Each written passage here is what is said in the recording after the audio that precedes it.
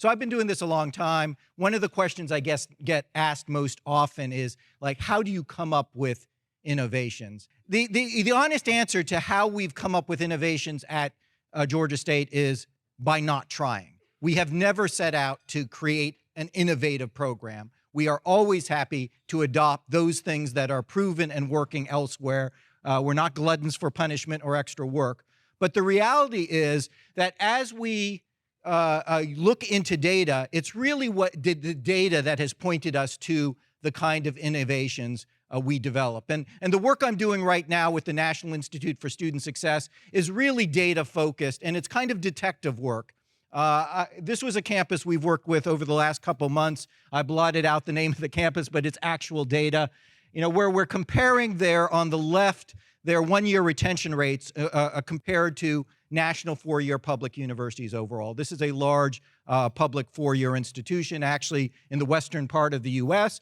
And a lot of their attention was on one-year retention rates because, as you can see from this chart, compared to the national four-year averages, this institution is considerably underperforming, right? They're having trouble holding on to students in the first year. All great and good. We certainly didn't discourage them from looking at their one-year retention rates, but we wanted to point their attention to the chart on the right, which shows that as you track out their student progression over the next few years to the point of graduation, they actually fall further behind the national benchmarks. And that tells me something different about what's going on at this particular campus. The reason why students don't last beyond the first year may be quite different than the reasons they don't continue to persist in years 2, 3, 4 to the point of graduation. For instance, when it comes to academic fit, national data do show that students who don't find the right fit major in their first 12 months or so are much more likely to drop out.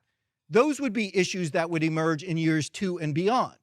The financial aid issues. No one or very few students lose SAP in their first 2 semesters, fall out of compliance with their federal financial aid requirements. Those are issues that emerge over a period of time. Looking at running out of eligibility for aid. So you've exhausted your Pell or your institutional scholarship. That's something that does not occur typically in the first year, occurs beyond. So even this very high-level snapshot of this particular institution tells you some important things about where to look and what kind of possibilities might be on the table as far as making changes or making improvements. In fact, by this metric, although the one-year retention rate, they're losing almost 30% of their student population, they actually lose more of the students after that first year, losing 31 percentage points. I also share this data because it's almost exactly what Georgia State was about 14, 15 years ago. In fact, our numbers were worse. We were quite competitive in one-year retention rates. Our average retention rate was almost 80%.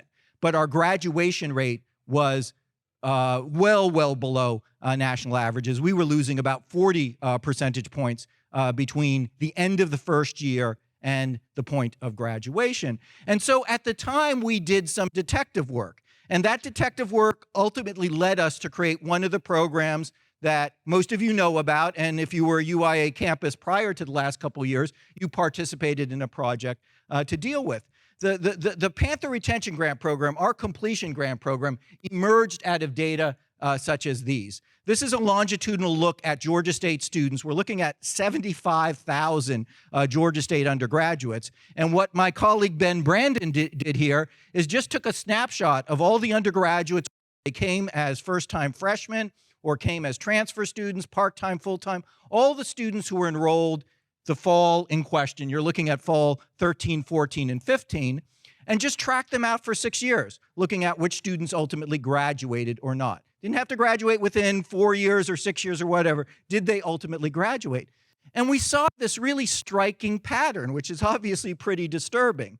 If a student proceeded through their time with us, never facing a financial drop. By that, I mean it's a student who's registered for the semester, but because of their lack of funding, has to be dropped from their courses or removed from enrollment. If a student goes through their time at Georgia State without ever facing that particular challenge, they were graduating at a 70% rate. For the time, very good rate for us. If they were dropped even a single semester, that graduation rate went down not by 10 or 20 percentage points. We're talking about a 40 or in some cases 50% percentage point drop in success rates. That got us thinking about, okay, well, what can we do to deal with that group of students, not a small number, who are getting dropped on a semester by semester basis, who by the fact that they even have a single semester of financial stop out really turn into students who are at very high risk for not graduating at all. That's when in 2011, initially at a very small scale, and by 13 and 14 and 15, the years that Ben was tracking in those data, a much larger group, we began to apply this Panther Retention Grant Program. It's a database program where students don't have to apply.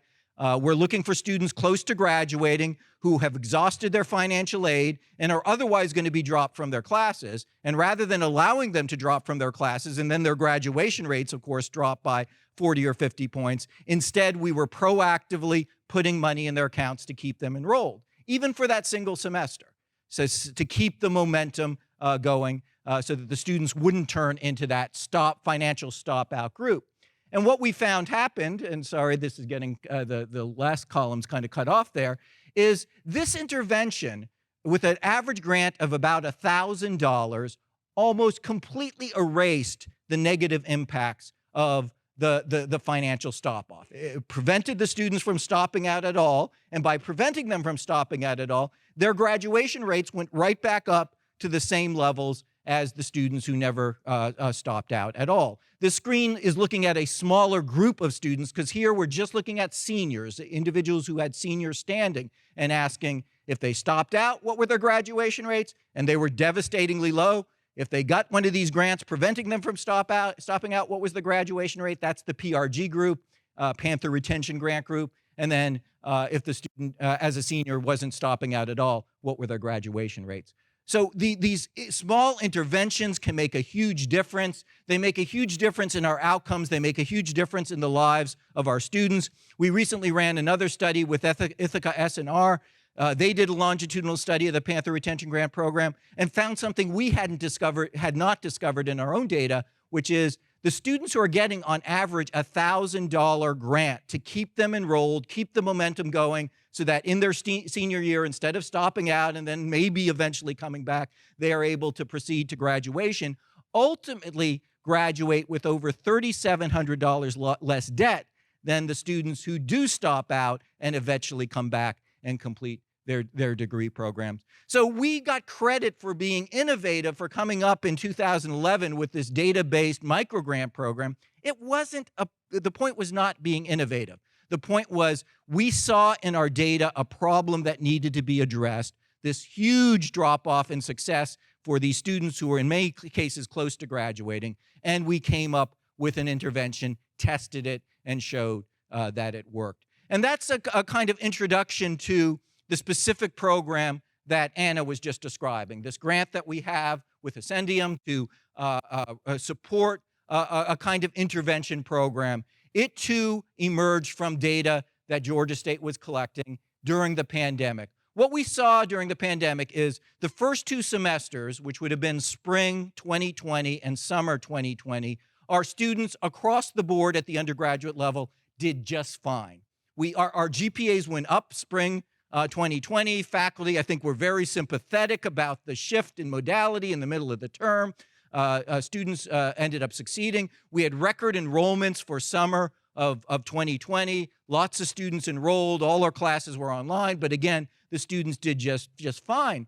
But fall 2021, when we had a whole new cohort of first-time college students coming in, we began to see within a couple weeks of the start of fall semester some real problems with student progression. Large increases in the number of students dropping and withdrawing from courses early in the semester. By the end of the semester, we began to pay a lot more close attention to how the students had performed. And we were, again, doing kind of detective work. What was the performance level overall? If we looked at the GPAs across Georgia State at the undergraduate level, we didn't see a huge shift. So we began to ask some questions. Well, how did different populations do? We looked at the Pell versus non-Pell divide and found that there was almost no distinction in GPAs during that first kind of fall of the pandemic when we were entirely online between our Pell and our non-Pell students. We looked by race and ethnicity. Well, maybe there are divisions between our black and white students or our Hispanic and non-Hispanic students. Again, saw no distinction. But then we looked at class standing, looked at what is the difference between our juniors and seniors and how they're doing versus our first-year students, first-time in college students, and so forth.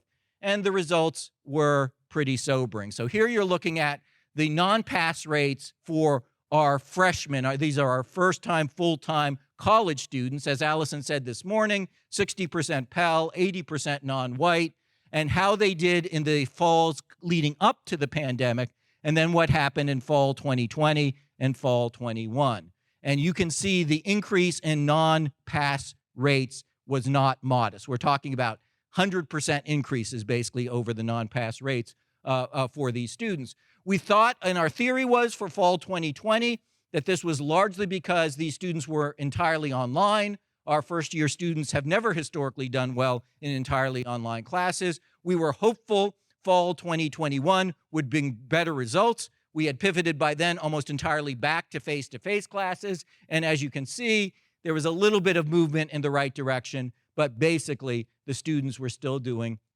extremely poorly. So faced in the school year 2020 and 2021 with this, what was a crisis, I mean, a doubling of the number of students who were not passing their classes, we tried to act very quickly and did. We instituted during the summer term, I should point out that we also then began to pinpoint the specific classes that might have been the biggest problem. So here you're seeing a high-level distinction between, for our first-time, full-time students, how they performed in math versus how they performed in English. Obviously, the math results were more concerning than English. And then after that, we began to pinpoint specific courses in math, in English, in history, chemistry, and so forth, to try to see where the increase in these DFW rates had really occurred. And as I was saying, what we tried to do and needed to do was act very quickly. My inclination is to set up a pilot, to run pilots, hopefully as an RCT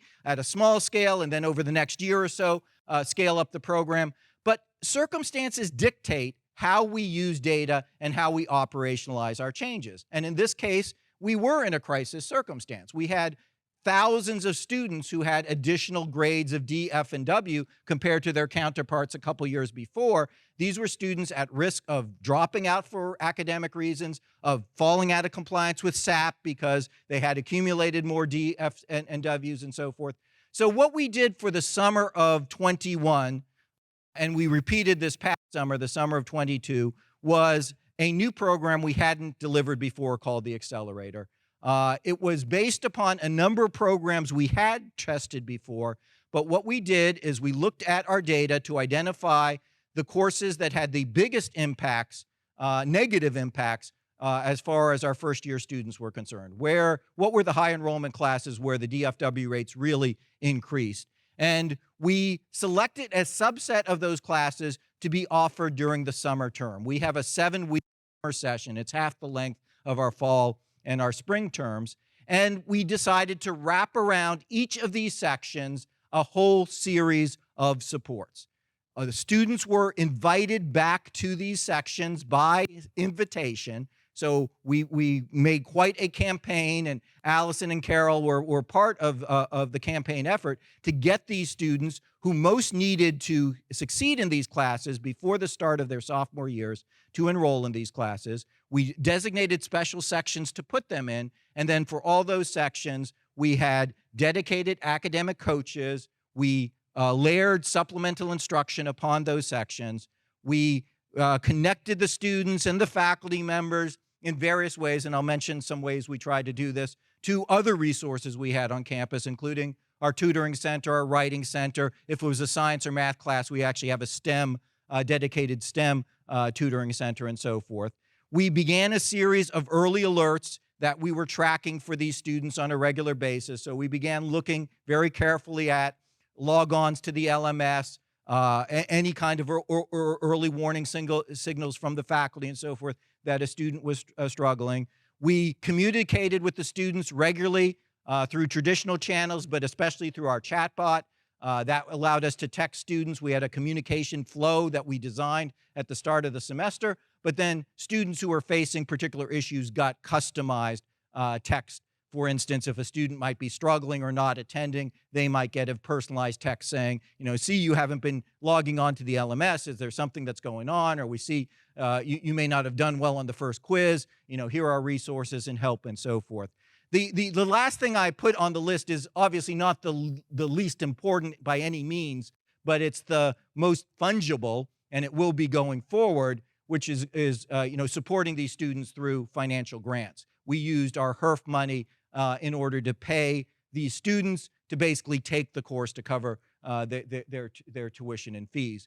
The idea was to wrap the kind of services that we would love to offer in every course section at Georgia State, but lack the resources to do so, around these particular sections, and see if we can get these students back on track before they stop out, before they turn into that group that is going to graduate at a 50% lower rate because they've stopped out. And the results, I would say, were positive, but not overwhelming. So I don't want to come up here and oversell the program. So here's from that first summer, was the summer of 2021. You can see now the breakdown of the courses we actually delivered. We have two-year campuses and our main four-year campus. So on the left, you're looking at the numbers for our two-year campuses. There's overlap between some of the courses that show up there. Obviously, lots of math and English and so forth, as well as some political science, history, and so forth. And the success rates were good. We didn't have anything to compare this with. In my recollection, in the 13, 14 years I've been working on the student success side at Georgia State, I don't know if we've ever had a course before that was constituted entirely by students who had previously failed the course or gotten a D or a W. So we didn't really have a benchmark. So what should the success rates be when the entire section is built up by students who struggled in the course the first time? But you can see the results there. We made some efforts to work with the chairs and to pick faculty who would be particularly well disposed to these courses, but we didn't succeed universally there. Look at Math 1401 there on the left, 27%. Even this past summer, where overall, this is our second iteration of the Accelerator program, the success rates went up by a couple points. We had some disaster sections. We had one history section, and you think introductory history, that shouldn't be like the biggest obstacle the student is facing, where the pass rate was 11% in an introductory history class. So we, that's on us. We didn't get the right faculty into that particular slot, and the reasons why, right? You have a schedule, you talk with the history department, and then somebody steps down, and they're bringing in a adjunct or somebody to teach that same section at the last minute. But overall, I can say this about the successes of this particular program, that we've enrolled over 1,000 students over the last 2 summers in this particular program, so it's scaled very quickly. We've gotten a little over 60% of the students with a grade of C or above. What's most sobering is that a good percentage, somewhere around 20%, got grades of A in their final or in their second attempt of the course, which shows how stressful academic requirements and going to college has been during the COVID period, that students who basically got D's or F's the first time could turn those grades into A's. This is 700 students who are less likely to fall out of compliance with SAP, who are less likely to lose momentum by stopping out, and who are academically in a better position. But it also means there were 39% of the students who still in the second attempt didn't get through the course.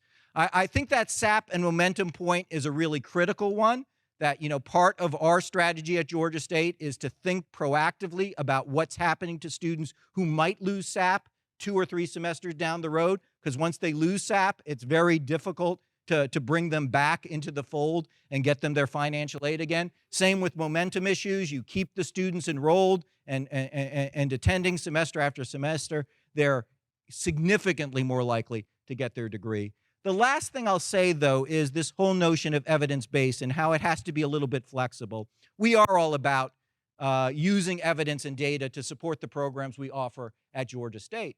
But under these circumstances, it would have been almost irresponsible to say, let's run Accelerator 1, summer of 21, with 50 students to see if it works, and then not, and then try to scale it up the next summer and so forth, because these were, over 1,000 students who needed the course immediately.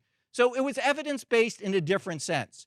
Every one of the components that I've listed has been proven by Georgia State, at least in our context, to be effective in improving student outcomes. So the academic coaching program, the use of supplemental instructors in our classes, the deployment of the chatbot and early alerts and the proactive outreach for students even early on in the semester to try to get them help. We had evidence about each of those programs and their effectiveness. What we didn't have is evidence about the package of what we are now branding the Accelerator as being effective as a group. But again, given the circumstances where we didn't have the luxury of saying, let's roll this out over 2 or 3 years, the best evidence-based approach we could offer was the one that we actually engaged in. So what I'll say is, we don't have all the answers as far as how to help our students who are struggling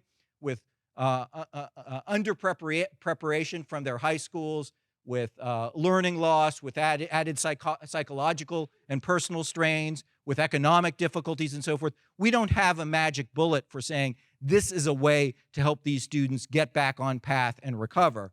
But this summer program has proven effective in getting a number of the students to stay engaged with Georgia State, to enroll not only for that summer, but for the subsequent fall semester, to be a little bit better on track as far as their SAP requirements are concerned. And hopefully we'll have in a couple years some evidence that the students in this program were actually more likely to graduate than the students who got D's, F's, and W's their first year and didn't have the chance to be in this program. So thank you for your attention. Thank you more for your input and ideas. I know we're going to head to some breakouts where you'll have the chance to think about and talk about what this program might mean if you choose to implement it on your campuses.